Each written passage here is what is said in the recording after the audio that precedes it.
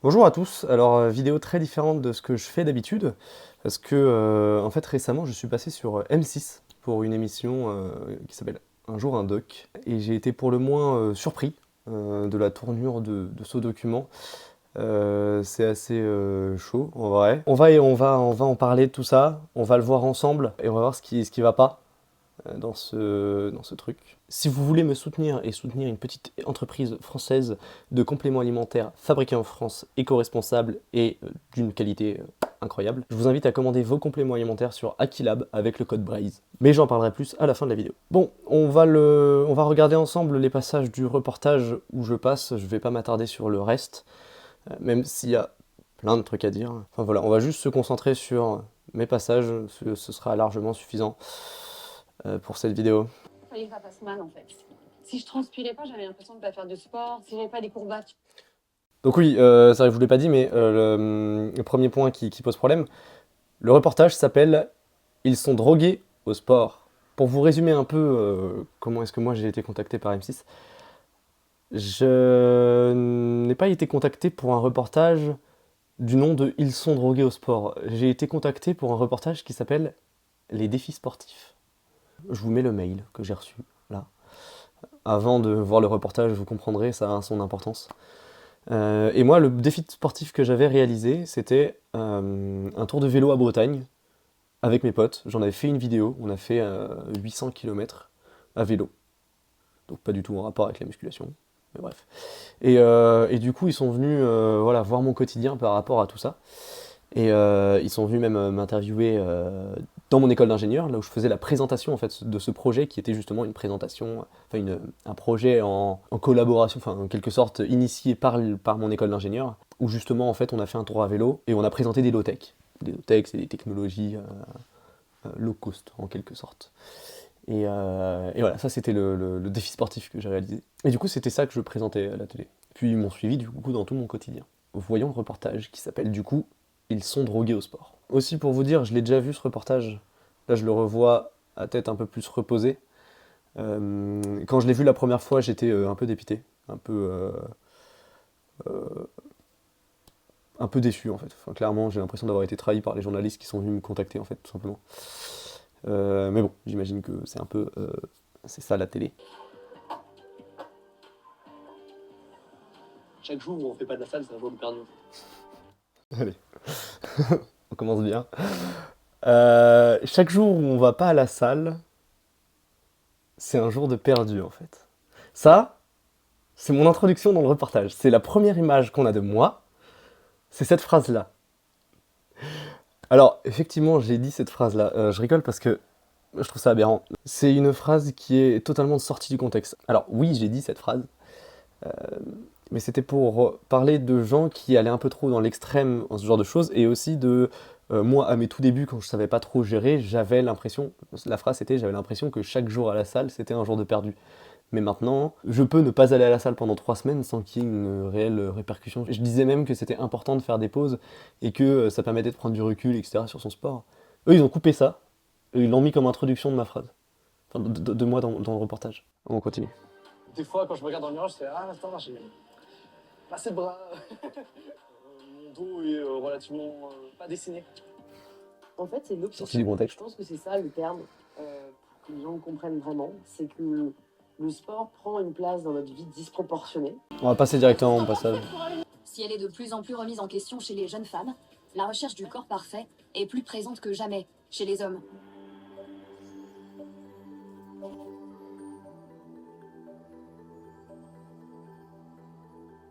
À travers les âges, cet idéal de beauté a évolué.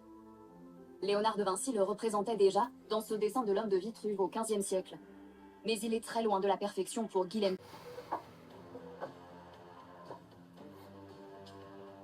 À 26 ans, cette 24 ans. vie tourne autour du culte de son corps. C'est faux. À 26 ans, sa vie tourne autour du culte de de son corps. C'est entièrement faux. Enfin, ils sont venus tourner dans mon appart. Ouais. Le sport, ça représente 3 à 4 séances par semaine, ils vont le dire plus tard. J'ai plein d'autres passions. Je suis photographe, je fais de la musique, je suis passionné par les bagnoles, la preuve, la dernière série de vidéos que j'ai commencé à entamer. Tout ça, ils le savent, ils le savaient. Ils sont venus, ils m'ont pris dans mon quotidien, etc. La seule chose qu'ils retiennent de moi, c'est sa vie tourne autour du culte de son sport. J'ai une séance pec, 2 séances dos et une séance jambes. À caler dans la salle. 4 séances par semaine, d'une heure et demie. Comme près d'un jeune sur deux, il pratique la musculation. 4 séances d'1 h 30 par semaine, dans une salle de sport à Vannes. Je m'entraîne pour me forger un corps, pour augmenter mes performances, pour performer un peu en quelque sorte. Sa musculature, il l'expose aux yeux de tous sur les réseaux sociaux. Biceps gonflés, veines saillantes, obtenus au prix de 7 ans d'efforts. Vous voyez les 2 vidéos que j'ai postées là, où je flex, effectivement, il y a peut-être 2 à 3 vidéos comme ça sur mon compte. Le reste, c'est des maths dans la muscu et des vidéos humoristiques. Et ça, ils en ont pas parlé, alors que bon, c'est un peu un truc important par rapport à ça. Pourtant, il l'avoue, il n'est toujours pas satisfait de son physique. À mes débuts, dans les 2 premières années, j'étais atteint vraiment très confiant, un peu narcissique même. Contre-coup de la salle, c'est que plus on y va, plus on se rend compte de l'écart qu'on a avec les gens qui sont hauts dans la musculation, quoi. Et du coup, plus on se dit, ah mais non, en fait, je suis pas si bien que ça, et du coup, on perd un peu cette confiance en soi qu'on avait avant. Ce qui est vrai. En vrai, c'est des complexes qu'on se crée en quelque sorte. Ça a un nom, ça s'appelle la bigorexie. C'est de toujours vouloir en avoir plus. Je suis pas dans un extrême, mais je sais que j'aimerais bien. Enfin, je me sens pas satisfait encore dans le niveau que je suis actuellement. Des fois, quand je regarde dans le miroir, je fais, ah attends, j'ai pas assez de bras. Mon dos est relativement pas dessiné. La bigorexie est l'autre versant de l'addiction au sport. Une insatisfaction permanente de son corps qui pousse à le transformer. En fait, la bigorexie, qui est un terme qui a été largement retenu pour définir l'addiction au sport, c'est des gens qui vont chercher à être toujours plus costauds, avoir plus de masse musculaire. Et c'est des sportifs qui sont encore plus à risque parce que c'est des sportifs qui vont rechercher également dans des substances, dans des prises de médicaments, dans des comportements à risque, à prendre de la masse. Et donc là, la frontière avec le dopage également, elle est relativement mince.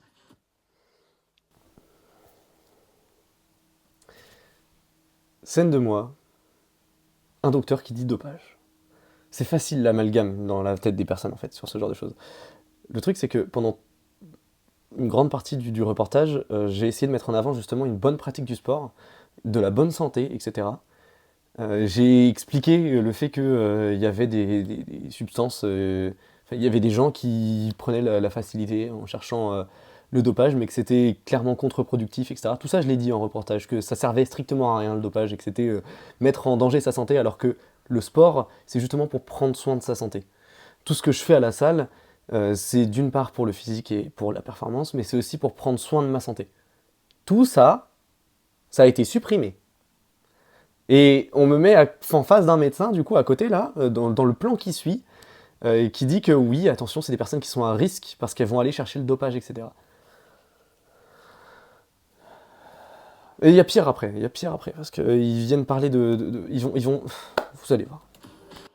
Une passion du culturisme qui touche de plus en plus de jeunes hommes. Parmi les amis de Guilhem, Cameron, Samuel et Valentin sont eux aussi adeptes de musculation. La bande est fascinée par les bodybuilders des années 90. Samuel a même décidé de faire de sa passion son métier. Il est bodybuilder professionnel depuis 3 ans. Donc là, on a une partie avec ce que j'ai fait comme compétition l'année dernière, donc c'est mon premier pro show en tant que professionnel, donc où j'ai remporté la médaille d'argent. On a tous à peu près le physique de Schwarzenegger à l'époque où il a fait ses films. Conan le Barbare, c'était là où vraiment il sortait du bodybuilding, donc on avait son physique sur le cheval, des pecs très larges, etc. Et en fait, c'est un peu l'idéal masculin. Surtout quand on est jeune, on a un peu ce côté super-héros, etc. Donc toujours très bodybuildé, musclé, etc. Et c'est ça qui prime. Comme Samuel.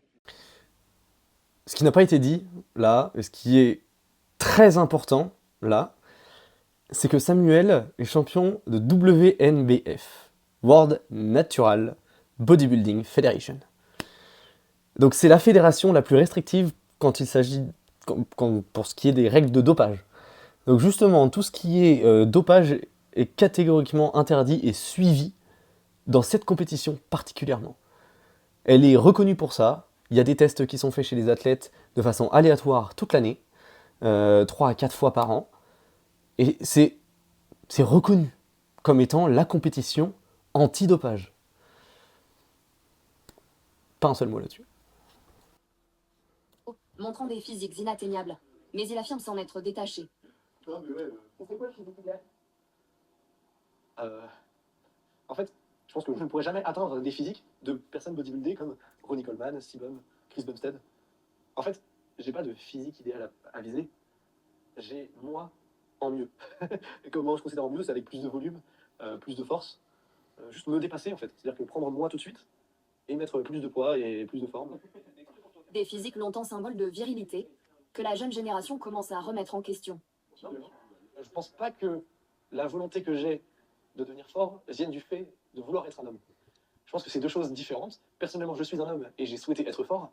Il y a beaucoup d'hommes qui souhaitent ne pas être forts. C'est leur choix, leur façon de voir les choses. Je cool. Tu veux le poster quand du coup Dans la semaine, n'importe quand. Faut juste que ce soit posté aux alentours de 16h. Et là, en fait, 16, 17, 18, c'est les heures. Exactement. Et c'est là où il y a le plus de chances d'avoir l'audience. Voilà, ça c'est clairement des plans qui ont été demandés, hein, parce qu'on on parle pas comme ça, enfin genre. Et puis même, non, en réalité c'est quasiment faux. Maintenant sur les réseaux sociaux, Instagram ou TikTok, que tu le postes à n'importe quelle heure, ça atteindra le même nombre de personnes, etc. Mais bref, ils nous ont demandé de faire des plans un peu en mode faites comme si vous parliez, et nous on se marrait, on a joué le jeu, tu vois. Mais un truc à retenir là, sur cette séquence là, et qui est un peu dramatique, je trouve, c'est qu'ils ont interviewé tout le monde dans la salle, et il y a Valentin notamment qui fait du bras de fer sportif, qui l'ont pas mis, bon bah c'est leur choix. Mais aussi on a fait des plans avec Cameron, chez lui, ou en parlant d'auto-entrepreneuriat, parce que lui aussi du coup il est un peu dans l'auto-entrepreneuriat, etc. Avec notamment Rétromuscle, c'est eux les gars de Rétromuscle. Et on a fait de la guitare ensemble, et on a parlé d'autres passions justement, notamment la photographie, on a les mêmes matos que ce qu'ils avaient eux, c'est assez marrant. Mais bref, il y a eu plein de scènes qui ont été filmées justement avec plein d'autres passions, etc. Mais tout ça, ça a été dégagé pour mettre l'accent sur le sport, et uniquement ce truc en mode « Ah, on pense qu'à ça dans ma vie ». On en reparlera plus tard. Dans le milieu de la musculation, les hommes seraient plus touchés par l'addiction au sport que les femmes. Encore ce terme-là. Obsession du corps pour certains, recherche de bien-être pour d'autres. À 45 ans, Laetitia lutte toujours avec son aide. Bon, on va passer ces séquences-là, et on va passer directement sur les miennes encore. Retour à Vannes. Depuis quelque temps, Guilhem s'interroge sur ce qui a provoqué son obsession pour la musculation. Non, je m'interroge pas, non, c'est très bien. Hein. Sa maman Véronique, divorcée, a élevé seule ses 3 enfants. Pour qu'elle puisse continuer à travailler, la famille multiplie les déménagements. Non, par contre, moi, je peux t'en vouloir. Moi, du coup, je l'ai très mal vécu. Parce que justement, c'était pile dans l'adolescence, pile dans la période où je commençais à me faire des amis. Enfin, moi, j'étais le petit nouveau qui arrivait en cours d'année. Et du coup, je pense que l'effet de groupe a fait que je me suis retrouvé à l'écart, vachement. Et moi, je le vivais très mal. Du coup, la moindre réflexion, je me renfermais sur moi-même. J'avais des boutons, j'étais faible, en quelque sorte, physiquement parlant. Le voilà à 16 ans, méconnaissable. Déstabilisé par le harcèlement, Guilhem se tourne d'abord vers une autre passion. Du coup, je me suis reclus complètement sur les jeux vidéo. Je sais pas une addiction aux jeux vidéo, je pense que c'est une addiction au seul endroit où je pouvais être bien, un refuge. C'est-à-dire que c'était la seule solution que j'ai trouvée pour combler ce mal-être, c'était d'être sur mon PC. J'étais complètement enfermé. Il est resté dans la chambre. Et puis je me rappelle, la première fois je t'ai dit Guilhem, il faut que tu sortes, mais va en boîte, fais quelque chose. Et là tu dis bah non, j'ai rien à faire. Mais au cours de ses dernières années de lycée, la pratique de la musculation va bouleverser sa vie. C'était un de mes potes qui m'a dit vas-y, accompagne-moi à la salle et tout, il y a une séance gratuite, ça coûte rien, essaye. Et moi à ce moment-là, je voyais un peu la salle comme de la gonflette. Il m'a un peu forcé la main pour y aller. Et au final, je pense qu'il a eu raison, parce que dès ma première séance à la salle, ouais, ça a été. Je me suis défoulé, j'ai vraiment senti mes muscles travailler. J'ai vraiment eu les premières courbatures, ça a vraiment été, je sais pas, une révélation. Le jeune homme est mordu. Il enchaîne 6 séances par semaine et ses progrès sont spectaculaires. Quand j'ai commencé la salle de sport, en particulier la salle, j'étais en plein pic hormonal, j'étais en plein dans l'adolescence. Et en fait, j'ai pris, en 6 mois, j'ai pris 15 kilos. Et de muscles. Et vraiment, même moi, ça m'a surpris. J'ai des vergetures aux jambes, du coup, parce que ma peau n'a pas su s'adapter assez vite. J'ai pris à la fois en corps et à la fois en mental. Et je me suis renforcé dans les deux aspects. Tu es un passionné, donc dès que tu fais quelque chose, et les jeux vidéo, tu fais de façon passionnée. Quand tu t'es mis à la photo, tu t'es mis de façon passionnée. Quand tu fais tout de façon passionnée. Moi, je préfère qu'ils fassent une activité sportive plutôt qu'ils soient en train de faire n'importe quoi, de courir en voiture, faire n'importe quoi en fait. Entre passion des jeux vidéo et obsession du sport, le parcours de Guilhem interroge. Obsession du Certaines sport. personnes sont-elles plus vulnérables que d'autres à l'addiction au sport? Les patients qui 3 à 4 séances par semaine d'une heure, pour eux, c'est une addiction au sport. Je sais pas si vous vous rendez compte à quel point les propos sont un peu graves quand même. Euh, Enfin, petit rappel hein, sur des stats que je répète.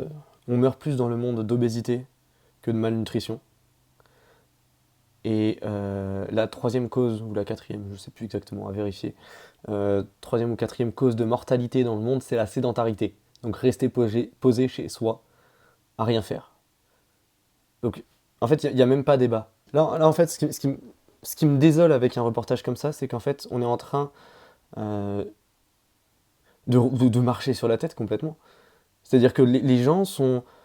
Le reportage, là, incite à dire attention, faites pas de sport, parce que ça peut vous rendre addict. C'est comme ça que je l'ai lu, je peux me tromper, mais après en avoir discuté avec des abonnés justement qui l'ont vu sur le reportage, c'est vraiment déplorable, quoi. Et ça, c'est juste sur l'ensemble du documentaire, hein. Je vous invite à aller voir les autres passages. En fait, ce qui me rend fou, c'est que la voix off n'a rien à voir avec ce que je suis en train d'essayer de montrer dans l'image. La voix off, je déconne complètement. Enfin, il y a un tel écart entre ce que je raconte dans le reportage qui, pris seul, sont, je trouve, pas mauvais, même si très coupé et haché un peu. Voilà. Et la voix off, et ce que dit le médecin là, je suis en mode, mais qu'est-ce qu'il fout là en fait, enfin, genre, ou alors qu'est-ce que je fous dans ce reportage? Surtout ça. addictions sont plus à risque parce qu'ils ont cette prédisposition à développer des addictions. On n'est pas égaux devant la manière dont notre cerveau répond à la récompense. Et donc, effectivement, c'est pas étonnant qu'une personne qui a déjà une addiction comportementale, donc l'addiction aux jeux vidéo, tombe derrière dans une autre addiction qui est l'addiction au sport. Et est-ce que c'est mal? Une vraie question, est-ce que c'est mal du coup de remplacer des jeux vidéo par du sport? Est-ce que c'est mal ne serait-ce que d'être addict aux jeux vidéo? Si on peut appeler ça une addiction aux jeux vidéo? Qu'elle serait plus saine que d'autres, l'addiction au sport est socialement valorisée. Il est d'autant plus difficile de s'en défaire. Mais pourquoi s'en défaire? C'est ça que je me demande, c'est ça le truc. Si c'en est une, pourquoi vouloir s'en défaire? Pour rester sur son canapé et rien foutre? Comme font la majorité, j'imagine, des gens qui regardent ce genre de reportage. Je suis désolé, mais ça m'en fout, vraiment. Deuxième partie. Parce que ça, c'est la partie 1, ensuite il y a la partie 2.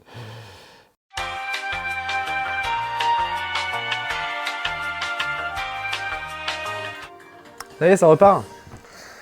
Après cette coupure pub, Retour à Paris. on va passer directement sur mes Pour passages. sortir de l'addiction au sport, Laetitia a pu compter sur un soutien. Comme on l'a vu, il n'y a toujours pas eu de sujet autour du coup du défi sportif que j'ai réalisé, à savoir le Tour de Bretagne à vélo. Pas un seul mot sur mes autres passions et pas une seule image de nous en train de jouer de la guitare comme on en avait tourné plusieurs. Peut-être que dans la partie 2, il y aura peut-être des images comme ça, je sais pas, on va voir. Objectif, sous les 30 degrés annoncés.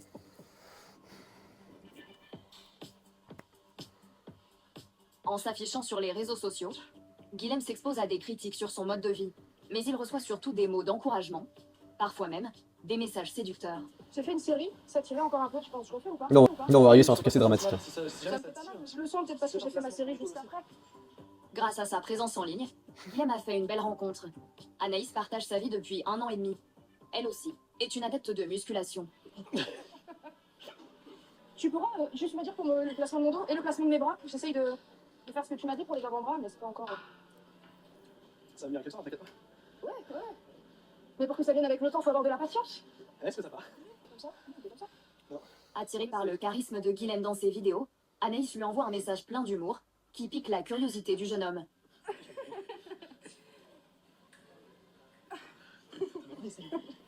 Il m'a harcelé sur Instagram. J'avais 3-4 000 abonnés. Et puis elle m'a vu passer dans son fil d'actualité, puis du coup, elle a vu que je venais de Vannes, sa ville natale. C'est vrai qu'il a un beau visage et des beaux yeux. Des beaux garçons, ça c'est. Après, à l'époque où je l'ai rencontré, il avait 2 fois moins de masse. Et la photo qu'il a postée, il était plus couvert. J'ai vraiment regardé son visage. C'est vraiment son contenu complètement décalé qui m'a fait marrer. Et quand je lui ai proposé d'aller boire un verre, je m'attendais strictement à rien. Je sais pas si vous réalisez à quel point les coupures, elles sont bien faites. Mais je veux dire, ça se voit que sa phrase n'a pas de début, pas de fin. Ils ont coupé tous les passages où justement on parlait du fait que en fait on sort pas ensemble pour le physique mais pour la complicité qu'on a ensemble. Et justement l'humour un peu décalé. Enfin, si vous me suivez sur Instagram, vous le voyez bien quoi. Et non, en fait, elle a été, elle a fait l'erreur de pré-shot. Ah ben c'est parce que vous êtes, enfin c'est pas pour son physique que vous sortez ensemble. Non, c'est aussi pour son visage et son humour, etc. Ça a été coupé juste et pour son visage parce qu'il est réellement beau garçon. Et genre, tu sais, genre on passe juste pour un couple qui sort ensemble juste pour le physique, etc. Ce qui n'est littéralement pas le cas. J'ai même pas besoin de me justifier, mais enfin je veux dire c'est ridicule quoi. Même moi, enfin si j'étais en face de ce document avec des gens qui disaient juste ça, mais je serais en mode ah mais c'est nul quoi. Enfin, je suis relayé et ma copine est relayée à ça quoi. C'est triste, c'est triste. Parce qu'il y a des fois, ça va moi qui est fatigué, lui qui est fatigué. Au maximum, j'essaye, mais il aime bien s'entraîner tout seul. Est-ce que je passe à 16 ou tu peux... Des messages entreprenants comme celui d'Anaïs, Guilhem en reçoit chaque jour. Un pouvoir de séduction, pas toujours évident à gérer. C'est faux. Non, j'ai reçu quelques messages par le passé qui étaient un peu olé olé, et puis oui, j'ai reçu des nudes, des trucs comme ça. Mais je veux dire, c'est pas tous les jours, et c'est pas difficile à gérer. Enfin, c'est juste, bah, je réponds pas, point. Enfin, non, mais ils en font des caisses. J'ai pas envie d'être avec quelqu'un qui est juste visuellement parfaite, mais où je peux pas déconner, je peux pas avoir ce plus au quotidien, quoi. Pour moi, c'est extrêmement important d'avoir quelqu'un qui me soutient, qui me suit dans mon quotidien et qui me tire vers le haut aussi, en quelque sorte. Cette passion commune renforce aussi leur lien. Guilhem est même devenu le coach d'Anaïs. C'est faux, je suis pas son coach. Tu vois, le vrai, Ouais, je t'ai senti. Non, je l'assiste juste, mais je suis pas son coach. Oui, j'ai regardé. Alors, Toujours ces petits problèmes des avant-bras qui sont vers le centre. le dos c'était ok? Le dos, c'était bon. Si on a un qui veut pas y aller, l'autre il va le tirer pour aller à la salle, et inversement, on se tire vers le haut en quelque sorte ensemble. Voilà, ça c'est du coup le passage à l'ICAM où du coup j'étais censé justement parler de notre projet qu'on a fait à vélo avec mes potes. D'ailleurs ils vont interviewer un de mes potes à l'ICAM qui a fait le projet avec moi. Du coup voilà, c'était la séquence sur laquelle on vient parler du vélo, qui est du coup une de mes passions aussi. L'assurance que Guilhem acquiert grâce au sport va l'aider à prendre un virage à 180 degrés dans sa scolarité. Ça, c'est le passage où je passe sur scène, du coup, où je parle aux autres étudiants du projet qu'on a fait ensemble avec mes potes, où je présente du coup ce projet-là à l'ensemble des autres promotions. Bonjour à tous, vous m'entendez bien? Tout, super. Je vais me présenter, je m'appelle Guilhem, je suis en A5. Le jeune homme est sur le point de décrocher son diplôme d'ingénieur. Coupé net. Mais son parcours n'a pas été sans embûches. Après le lycée, Guilhem se désintéresse des études. Il travaille quelques mois en manutention, avant Quelques mois, ouais, c'est à peu près 24 mois, du coup. C'est-à-dire 2 ans. Mais c'est relié à quelques mois. de décider de reprendre en main son avenir. En fait, quand j'ai repris un BTS, quand j'ai recommencé à refaire des études, je me suis ensuite retourné vers le sport. Oui, parce que du coup, j'ai arrêté le sport pendant 2 ans. C'est vrai que c'est une addiction du coup très dure. J'étais waouh, complètement. Mais non, c'est addiction au sport et je suis drogué au sport. Et à ce moment-là, j'ai remis en place de la discipline, de la rigueur. Et cette rigueur et discipline, ouais, maintenant, je la mets au quotidien dans ma vie, quoi. Aujourd'hui, il s'épanouit dans ses études. Il a même déjà reçu des propositions d'emploi. La discipline de Guilhem force l'admiration chez ses camarades. Pour moi, c'est admirable qu'il a su aussi trouver une passion qui permet maintenant, qui lui permet de se développer et qui lui permet aussi de pouvoir avancer aussi et avoir plein de projets. Donc ça, c'est du coup mon pote avec qui on a fait le reportage à vélo. Timothée, coucou si tu me regardes.